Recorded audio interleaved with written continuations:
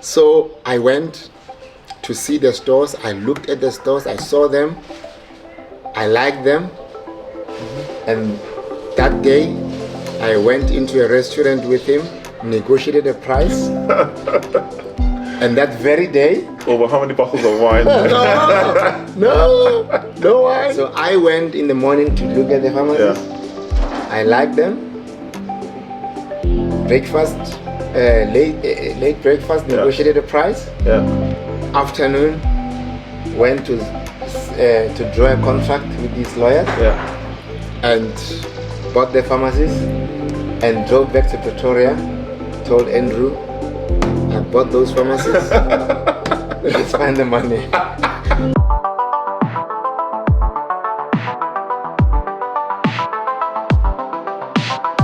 Hello everyone, and welcome to this week's episode of Against All Odds. My name is Daniel Coker, your regular host, and today I'm coming to you all the way from Pretoria in South Africa. Our guest today is the Chief CEO of Black IQ Pharma. He's also the executive chairman of LHC Pharmaceuticals or managing director. No, not LHC. I'm actually an executive consultant. Executive consultant, okay. Yes. So he's the executive consultant of LHC Pharmaceuticals, and then he's also a founder of PBM. The PBM Consultancy or PBM? PBM Pharmaceuticals. It's a pharmaceutical wholesaler. Okay, right. Yes. And he's in the person of Mr. Mogologolo Phasha. Mogologolo is somebody I've known for many, for too long actually. Yes. He's also my business partner in one of the ventures that he does. And he has a very interesting story which I've managed to convince him to share with us. So Mogologolo, yes. Welcome to Against All Odds. Thank you very much, Daniel. And thank you for sitting down with us. Great. So we normally start these conversations by asking people about their background, because I know for a fact that you were not born with a silver spoon in your mouth. You haven't arrived at where you are by luck or by having certain advantages. I've seen you progress steadily over the years. So maybe just tell our viewers a little bit about your background and what it was like growing up in the Phasha home. Sure.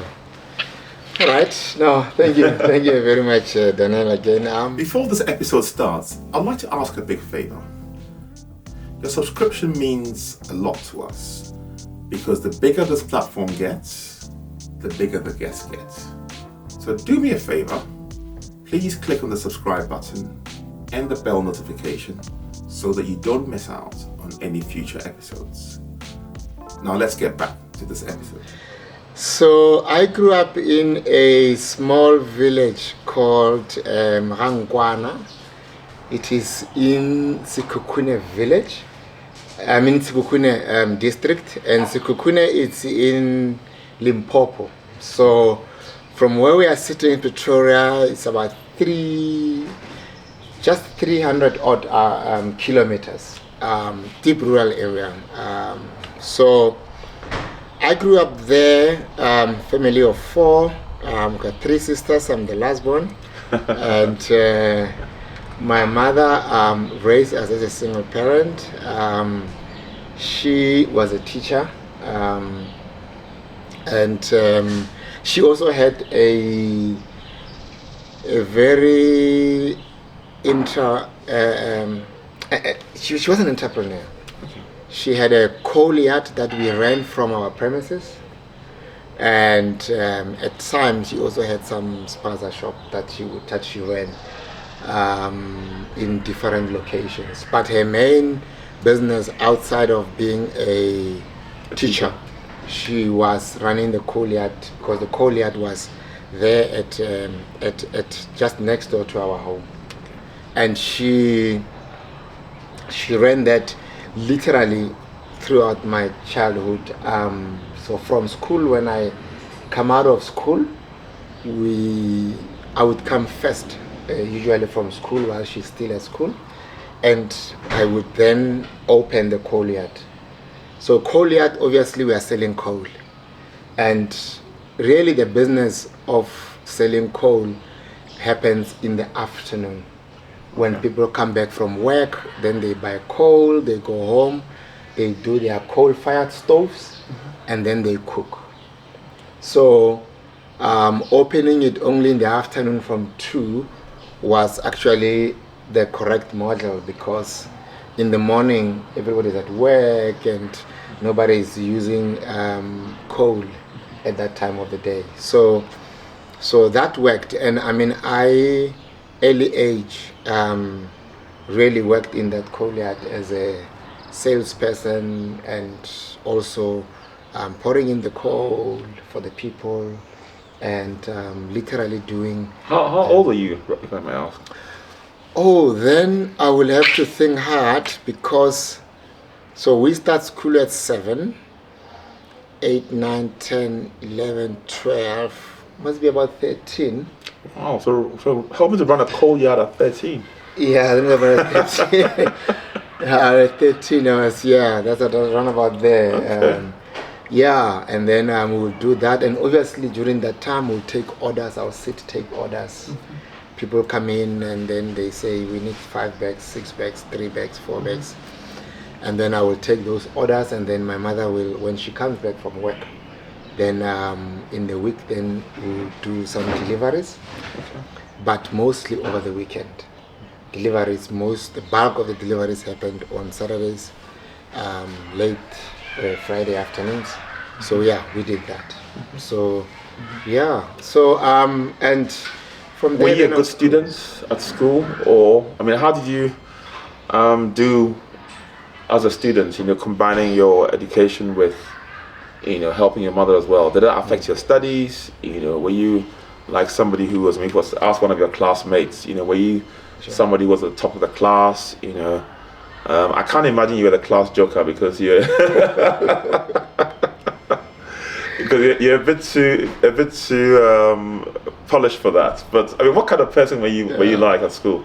I would be misrepresenting the truth if I could say that I was an average student. I wasn't. Okay. That's the point I was trying to make. I think I did fairly well in my class,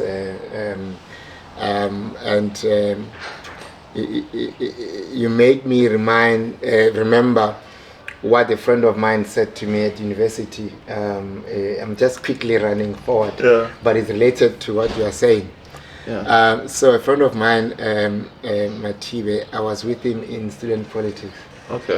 At university. Okay. And one day he said, we are not top of the class in our class right now, just because student politics has taken some of our time.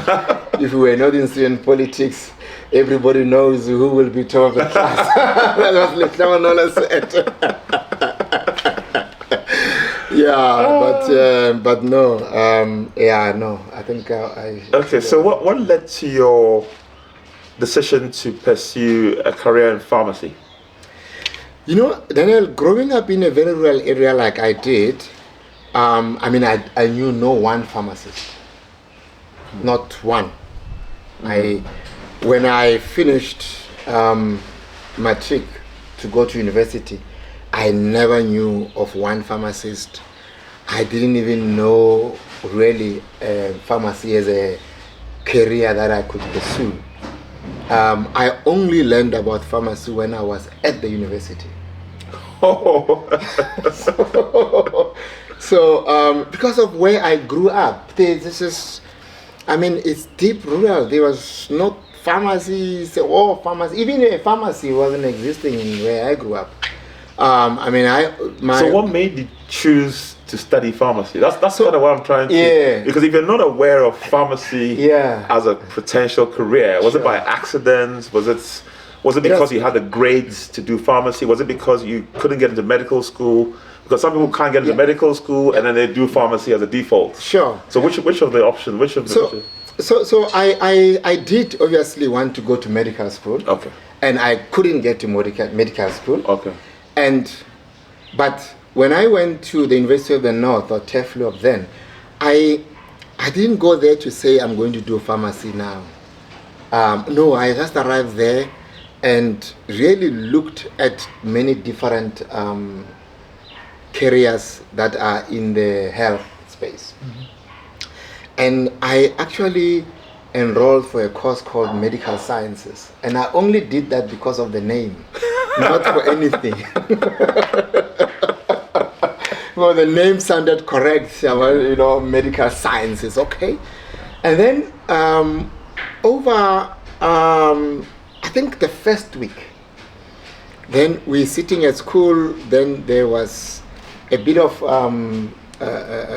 riots, and then there was a strike. Nothing was happening at university. So we sat, and I sat with a friend, Sakane Pila, and he says to me, "But why are you doing these medical sciences?" I said, "Oh, that sounds nice." And then he said, "No, man, I want you to go and listen to a career guidance about pharmacy. Just listen to what it is." He actually, I remember his words, he said, "I like you for pharmacy." And I said, "Okay." Then we went, me and a friend of mine, Tony Motala. So was this person a lecturer or no, or friend. Just a friend? Okay. Yeah, just a friend I was in high school with. Okay. Yeah, so but he was ahead. He was doing optometry, but he was ahead. He knew the different careers. Yes, okay. So he was ahead. And then I went for this career guidance, and then I listened about what is pharmacy, where you can work, what kind of skills you possess as a pharmacist.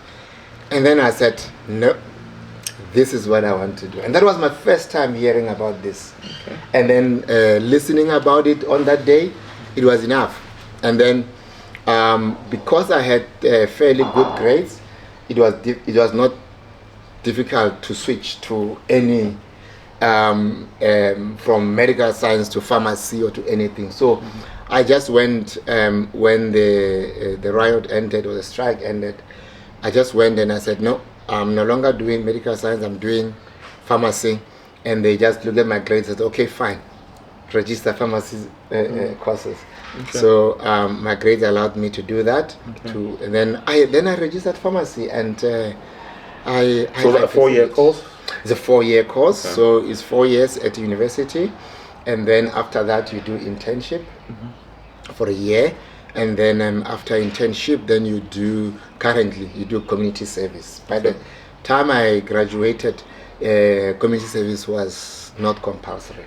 Okay. Yes, but right now it is. Okay. So, but you are now forced to do community service before you can be registered as a pharmacist and to work in any of the many industries related to the pharmacy profession. Okay. So where was your first job after university?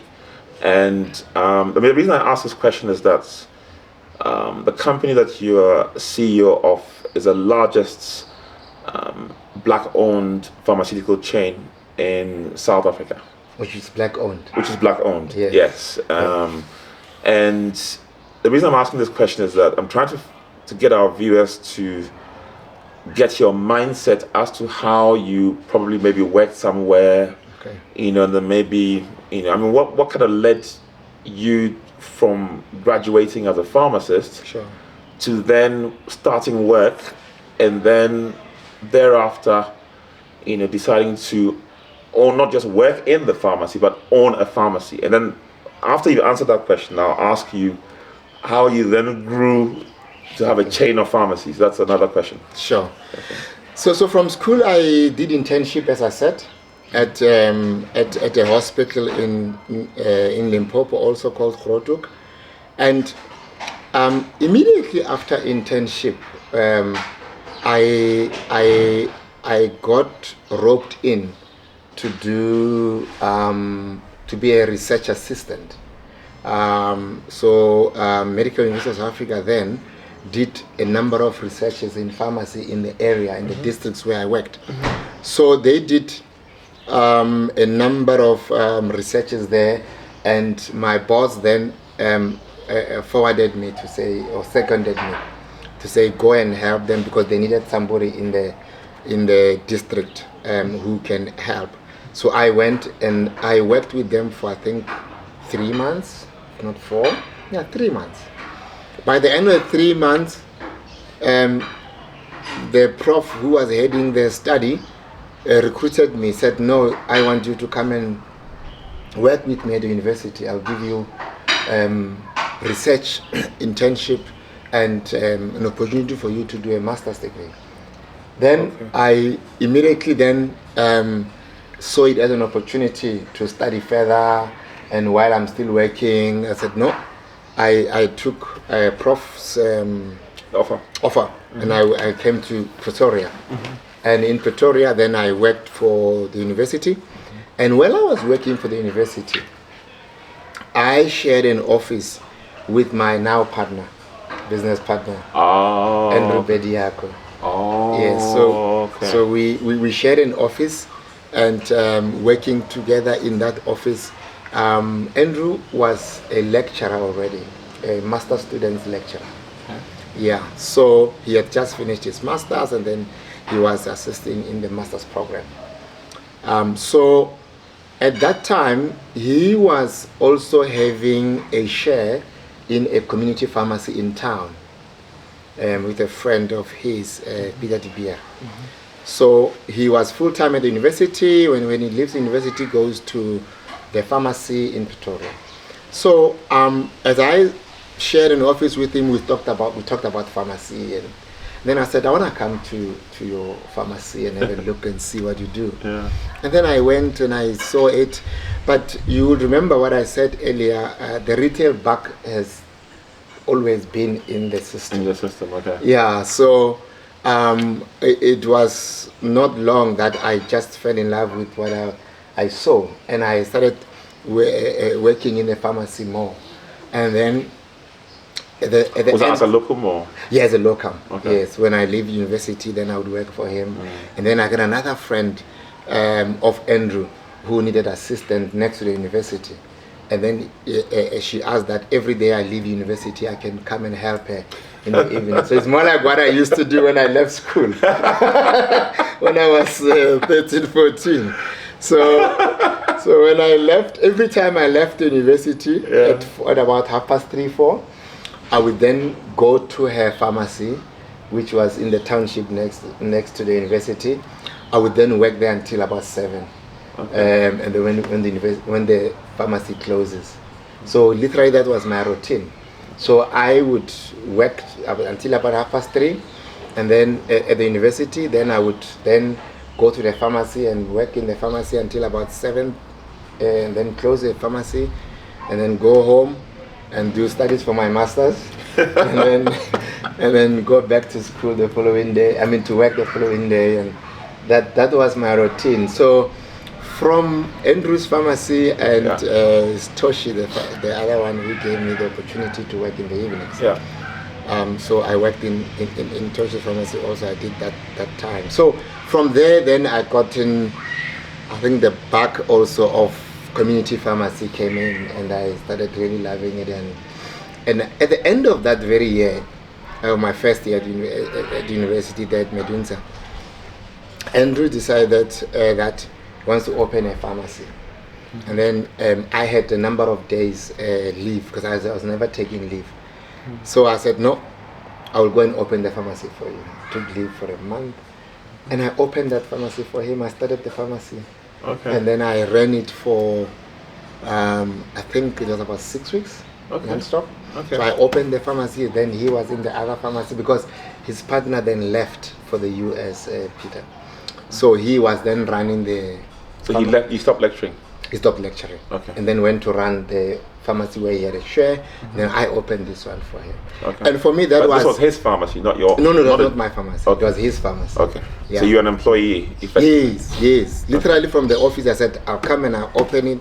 I'll open the store for you, and I will run it, and then you get a pharmacist later on. Okay. And then I because I had not finished my master's at that time. I had to come back in the new year to finish up my master's. Understood. So I went and I opened it and I ran it. And when I finished that 6 or 7 weeks, I then decided, I've just formed a decision there and then that I'm going back to university to finish up my master's in 2 months, and I'm going to open mine after that. Okay. And that's exactly what happened. Okay. I went back by March. I finished the master's and I'm ready to graduate. And then I think April of that year, then I went to open a pharmacy, the first pharmacy in town. And I asked Andrew for help to say, no, let's do it together because you're already in the business. Okay, because I was going to ask you that, Yes. did you open it on your own, or was that at that point that you kind of decided to go into partnership with him? No, that's the time, because I knew that he had already had, links in the industry, and my mother also gave me some money to start. Cool money. Okay, so I'm going to ask, have you paid her back? In kind, in many ways. Then.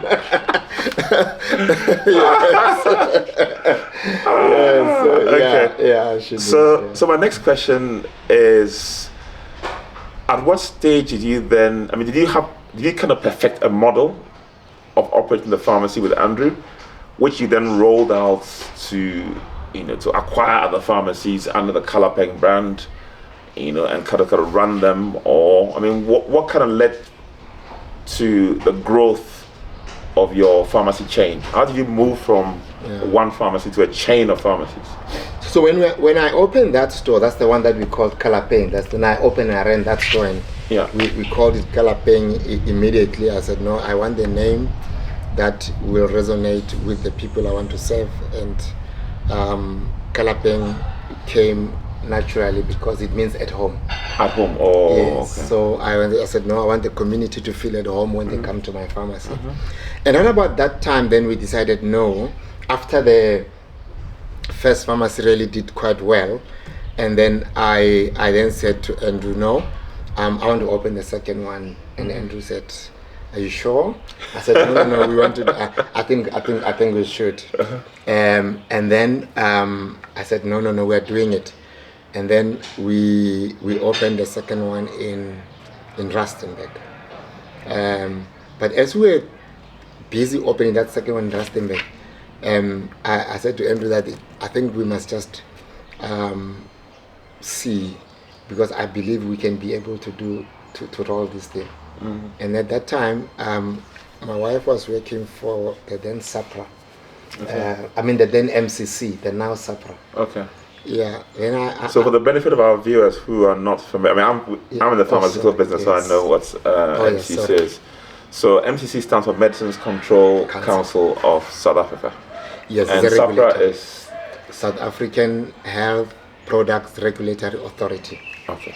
Yes, so is a regulator of pharmaceutical industry. They register medicines in the country. So I had then convinced her to say, let's open another pharmacy and you come and run it. Okay. So at that time me and Andrew then decided, no, let's open 2 stores. At the same time. Okay. Yeah. So we then opened the one that she then ran in Pretoria, and opened the one in Rustenburg that we had an opportunity to open. Okay. Yeah.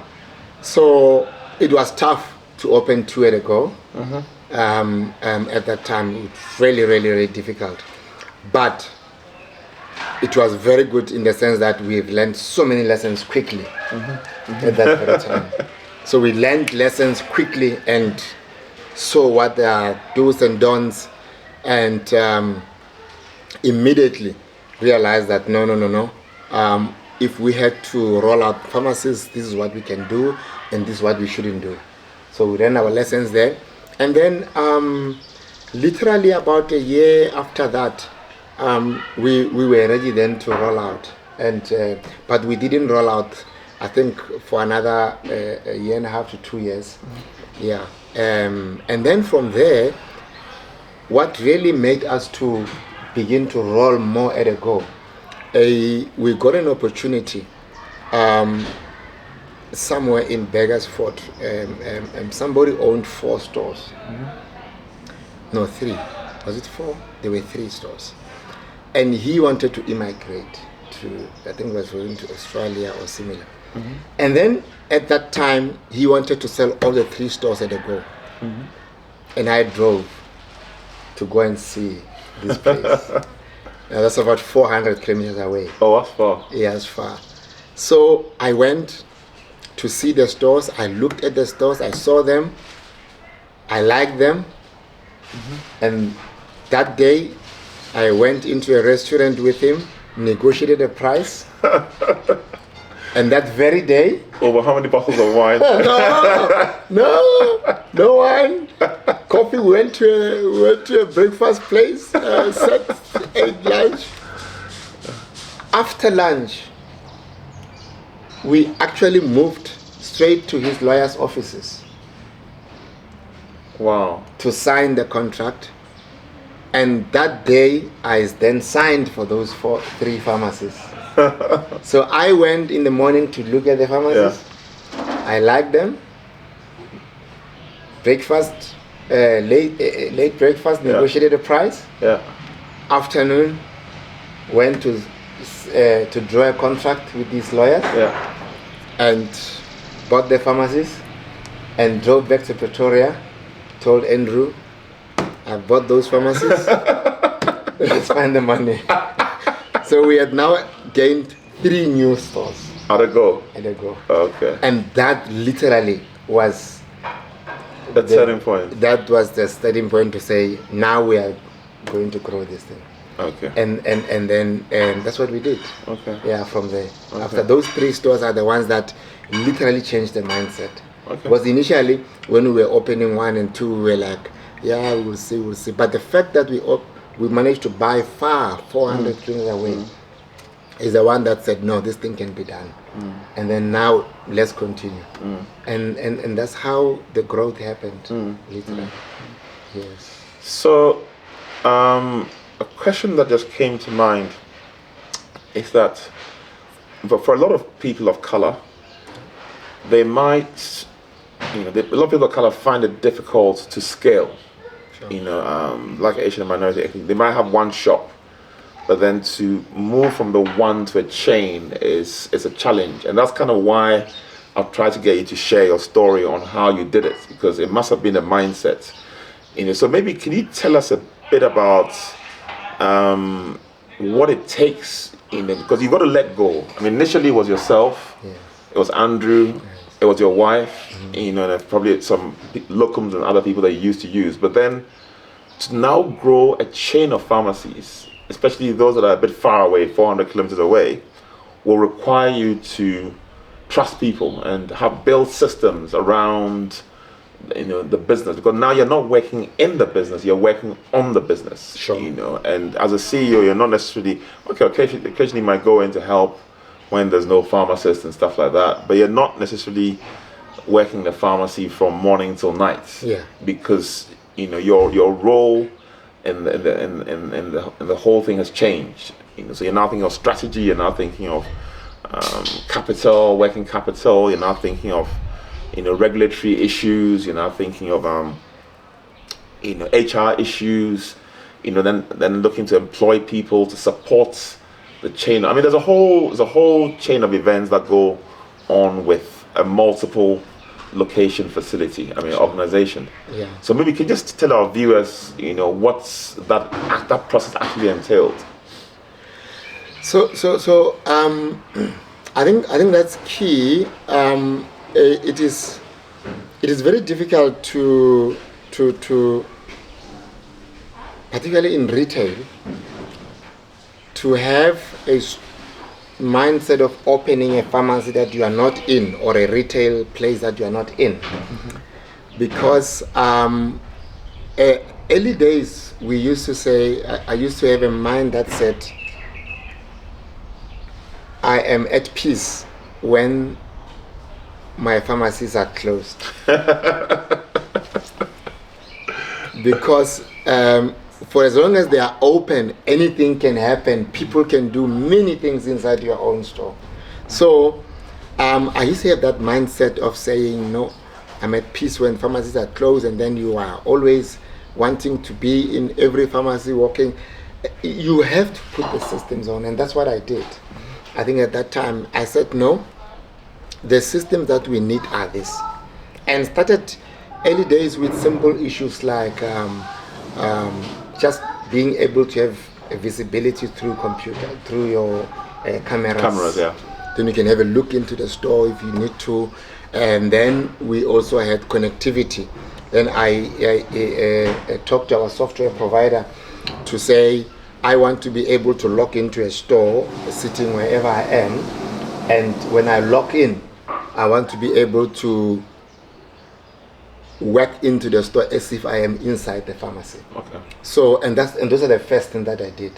And then once the camera system worked and the connectivity issues worked, and I could actually be able to even help on a script that has been dispensed. Okay. Then I realized that no, then the systems is in from there. Then it's reporting.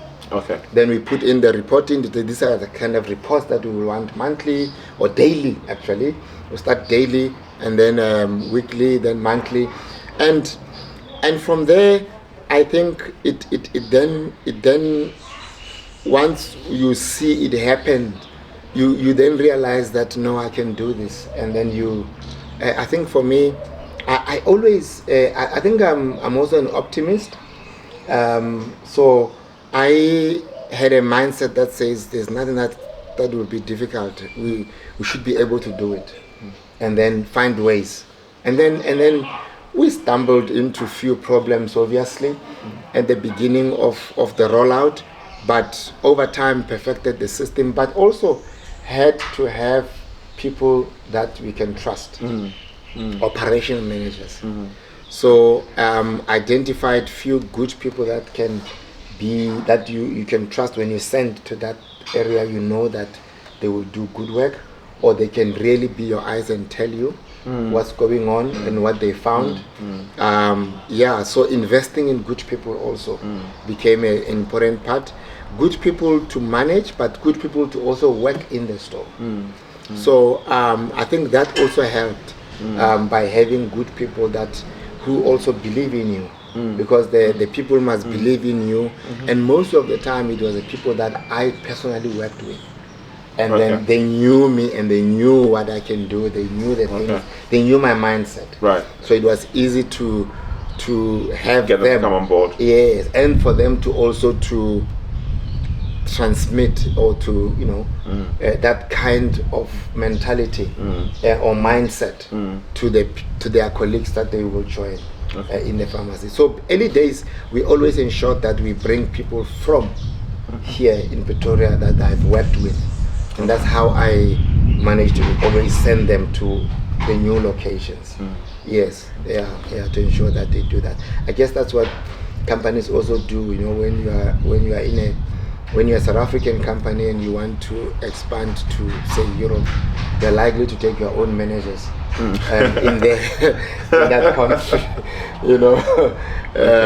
Literally the same concept. It wasn't taking people in different countries, but in different locations from a head office. Literally the same concept. Yeah. So have you? Before I ask the next question, was it a strategic decision to marry a wife who was also a pharmacist? Or it was just by chance? Yeah, I think... it's a difficult question. No, it was just literally by luck. Chance.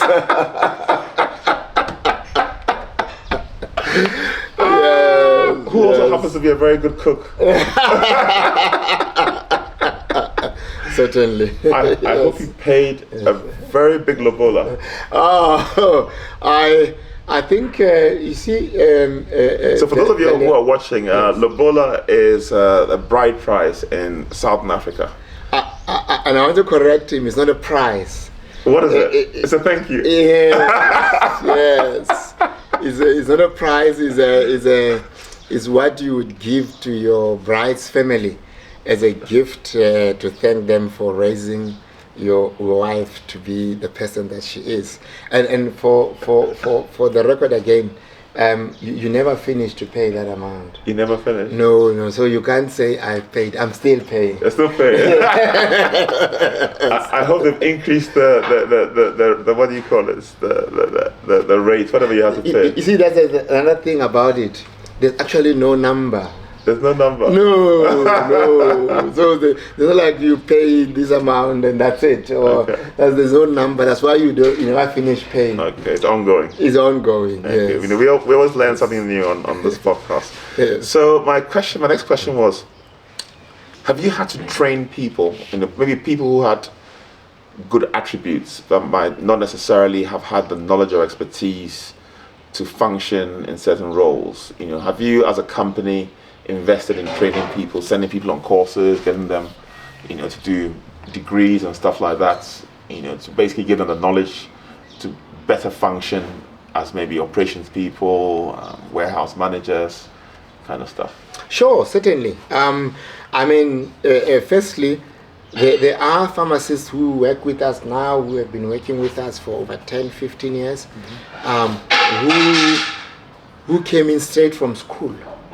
Oh. And we had to then teach them about community pharmacy and turn them from just being students to be business minded and to understand business and to run business. And they are good managers today. They are running some of our big stores, profitable stores. They are running them successfully because of what we taught them in-house. And also, when we did our pharmaceutical wholesale, one of the things that we had to do was to ensure that the people who are running it know what they are doing. Because we're coming from community pharmacy into wholesaling and distribution, which is really a different space. Yeah. So from there, we then had to equip the managers to allow them to study, distribution, logistics, that we had to do intentionally, because it was not a skill that we also could easily transfer, because we were coming from community pharmacy into warehousing distribution. So we did a lot of that, and in recent years we are actually doing it more, because we have decided on literally contracting a company to ensure that every year they identify skills that that they need to train people on, and managers on. So we try to have a yearly training that we also do for managers, over and above individual trainings that we allow managers to do, to go and study according to the lack or what we feel that there is a skills gap in running the business. Yes, we really take very seriously that part. And we're wrapping up very soon, so Sure. I know the barbecue is almost ready, so I can literally smell it. So my next question was, at what stage did you then begin to think bigger, to even go international and begin to engage with international partners in your business? So I think also the time I spent as a chairperson of the independent community pharmacies, it gave me an exposure to international markets and what other people are doing, and also the work that I ended up now, which I'm doing as a regulator in Pharmacy Council. Yeah, I forgot to mention that. So maybe just mention it very clearly so that it's quite clear to our viewers. Okay, so I'm also doing work for Pharmacy Council. I'm the president of the Pharmacy Council, which is a regulator of pharmacy in South Africa. So I've also done that work already for the last 5 years, and I've really quite enjoyed it and got a lot of exposure from it. So I wanted to say that that work and the work that I did with Independent Community Pharmacy Association, it actually gave me, it opened my mind to say that I think and I guess these things also happen just as a, the same way that started one pharmacy in Pretoria and moved 100 kilos to Rustenburg and moved 400 kilos to Beggarsford, then 1,000 kilos to other countries.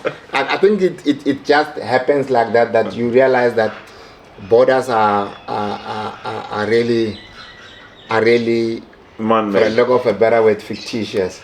Yeah. You can transcend them. Okay. Yeah, so it was literally the same mindset. There's no different from moving from one town to another province and another province again and then another country. I think it's just a natural progression, particularly when you have managed to tell your mind that you can grow from a city to multi-city and multi-province, then it becomes multi-countries from there. So I think the mindset it's just a progression from there, and I think even that mentality of saying nothing, or the optimist mentality that say nothing is impossible. I can be able to talk to anybody. I can be able to find a way in any environment. Doesn't matter whether I'm familiar with that environment or not. Over time, you should be able to. And there's a mentality I like that says when you are going to approach a new business, or ask for a new business from different people, I always say that I've already gotten a no. I'm just looking for a yes. So before you walk into that door, you say to yourself, what can go wrong? I've already gotten a no. So I'm looking for a yes. So getting a no again is okay. I've already gotten it. So let's go and get a yes. Okay. Yeah, and that's how I think I approach growing. Okay. Is that we've already. So my final question to you is, as a person of color operating in post-apartheid South Africa, because I've been coming to South Africa for 15 plus years, and I can see how the country is going and all that. I mean, what is it like operating in that environment? And obviously some of the bigger macroeconomic challenges like load shedding, not having electricity. And for a pharmaceutical company, you've got to maintain your drugs at fridge temperature. You have to. It's a prerequisite. You can't. You can't operate without electricity. And the country, you're operating in a country where electricity supply is not. It's not guaranteed. Sure. And then also you're dealing with the issue of race and all that comes with it. So can you just share with our viewers just a little bit of something as we wrap up? Sure. I think the issue of race will always come in, particularly because of access to capital. Because to grow, to scale, is all about capital. And I would be misrepresenting the facts if I can say that it is easier for a person of my color to just access capital in the country. It's quite difficult. People generally don't quite trust that you can do what you say you will do. You walk in the door with a no already. so you then have those difficulties that are honestly, I can tell you right now that if access to capital was not a barrier to entry that we have had, we would be running a much bigger outfit today. Okay. And I honestly believe that by far the reason why we were unable to access capital is certainly because of color and even sometimes to access some of the shopping centers. To expand our network, to get more pharmacies. I have examples where we were refused entry into there and gotten another chain or through a white friend then we managed to get a space into the very same center. Wow. And established a pharmacy. Oh. So we some centers we were not able to get into because just merely because of the color of our skin. Wow. And we had to find other ways to get into those centers. And some of them is about being in that center, which is a good center, and if you had opportunity to get into it, because it's a good center, ordinarily it will grow your business easier and quicker, and you end up sometimes being relegated to not so good centers and therefore taking long to grow. So it is a difficulty which we face. It's a difficulty which we're beginning to outgrow over time because people are beginning to trust us when they see our scale today. But it's a problem that we had a lot at the beginning.